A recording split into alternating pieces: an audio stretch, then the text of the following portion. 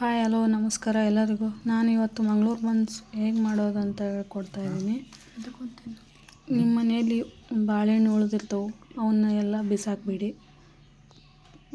ಈ ಥರ ಮಾಡಿಕೊಂಡು ಬ್ರೇಕ್ಫಾಸ್ಟಿಗೆ ಮಾಡ್ಕೋಬೋದು. ನೋಡಿ, ನನ್ನ ಹತ್ರ 2 ಬಾಳೆಹಣ್ಣಿದೆ, ಅದನ್ನು ಇವಾಗ ನಾನು ಸ್ಮ್ಯಾಶ್ ಮಾಡ್ಕೊಳ್ತಾ ಇದ್ದೀನಿ.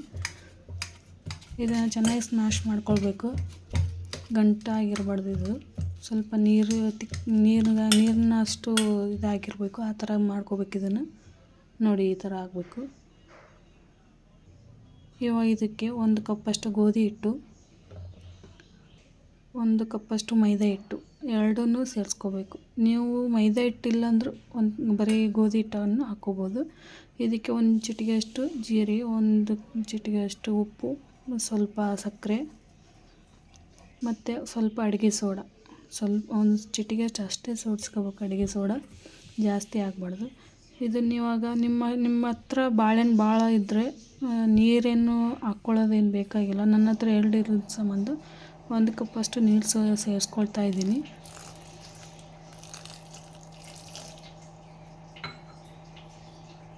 ಇವಾಗ ಇದನ್ನು ಚೆನ್ನಾಗಿ ನಾದ್ಕೊಳ್ಬೇಕು. ನೋಡಿ, ಈ ಥರ ನಾದ್ಕೊಳ್ಬೇಕು. ಸ್ವಲ್ಪ ಗಟ್ಟಿನೇ ಇರಬಾರ್ದು, ಅಷ್ಟು ನೀರು ಭಾಳ ತೆಳುವೂ ಇರಬಾರ್ದು, ಆ ಥರ ನಾದ್ಕೋಬೇಕು.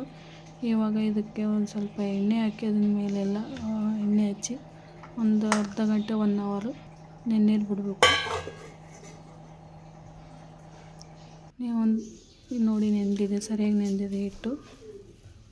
ಇವಾಗ ಇದನ್ನು ನಾವು ಇನ್ನೂ ಸ್ವಲ್ಪ ಮೆತ್ತಗಾಗೋಕ್ಕೆ ಇದ್ಕೋಬೇಕು, ಸಾಫ್ಟಾಗಿ.